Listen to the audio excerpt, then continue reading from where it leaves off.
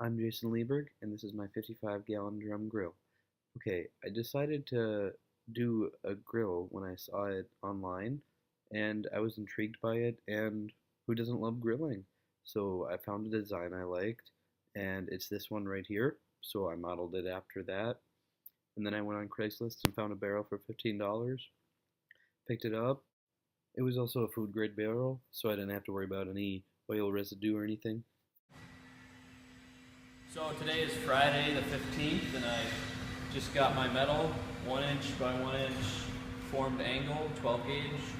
I actually ordered 22 feet, but I only got 20 feet. And then I started marking off all my legs and my supports, and I realized I actually ordered 2 feet too much, so it actually worked out perfectly. I only need 20 feet, and that's what I got. So I'm gonna go out to the lab pretty soon, cut all this, and put it all together. So I cut all my metal, and here there are 4 legs which are 3 feet long and 2 supports which are just under 23 inches. And when I was welding, I had this problem right here. I didn't push the support back far enough, so it wasn't touching, and so I just had to break off the weld and redo it, and it worked good the second time. And another thing I did was I cut it at school. I tried to use a plasma torch, but there was too much paint, so I just used the Sawzall. And I took it home and I burnt it, so it was nice and clean. So today is Thursday, the May 28th, and this is how far I am on my project. I just welded these legs on yesterday. I did notice they were a bit uneven, so I just welded a piece of, there were 2 pieces of metal that I welded together, and then welded to the bottom of this leg so it doesn't wobble anymore, so it's more level. And one of my mistakes was accidentally cutting these too short right here. One of these supports. No, I welded the wrong piece. I welded this one instead, and this one is too long, so I had to break off the weld and re-weld the right size on there. And so the rest of my project, I didn't really think it through how I was going to put the expanded steel on for the grate on here. I thought I was just going to weld it to the sides, but then I realized you have to get to the charcoal.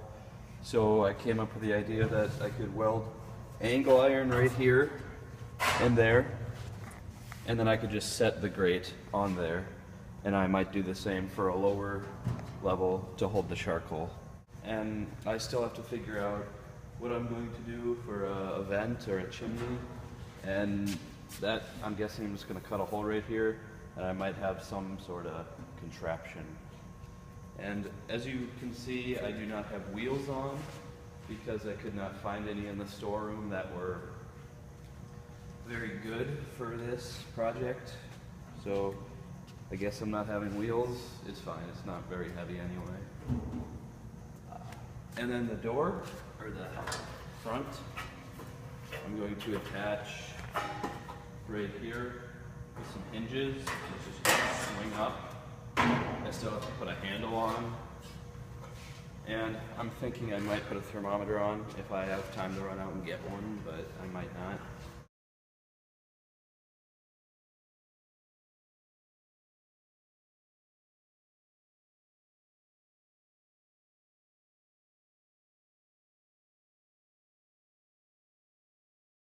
I did end up welding angle iron to the sides of the barrel, but one of the left side of the barrel, the uh, the the side was curved a little bit, so I couldn't weld in the middle.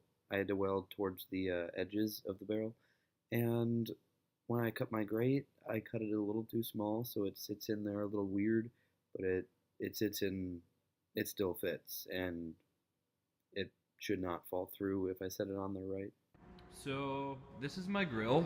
It's the 1st of June, and I painted it last week.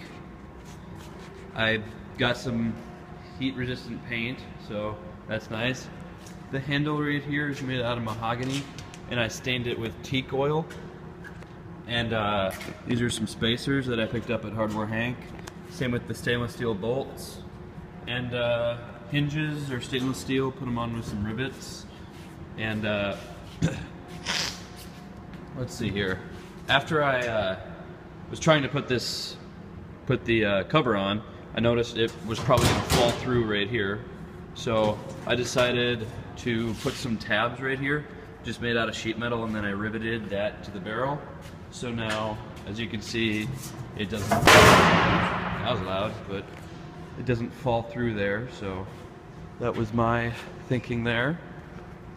And as you can tell, I'm not very good at spray painting, but it's still black, so I don't need it to look pretty. It's a redneck grill anyway. And then I'll just put the grates on right there, charcoal on the bottom, and eat. That's killer, dude. Thanks, dude. So the grill is done, and we used it today in repo, and it went great. It was really good, and I think the project turned out pretty good. It could have been better. I could have put a side table. I could have made it look a lot better with a nice thermometer in the table. But I think the project went well, and I'm proud of it, and I would do it again in a heartbeat. If I were to do the project again, I would have put the tabs on the top on the cover, because then it wouldn't scrape you if you were trying to reach inside the grill. And I would put a side table on and maybe a thermometer. This was just a little mini project that Phillips asked me to do. He just asked me to make sure that the rod wouldn't fall through, and recommended I just get a piece of circular tubing. And that's exactly what I did, and it works out perfectly. The rod stays in its place on the cherry picker, and all is well.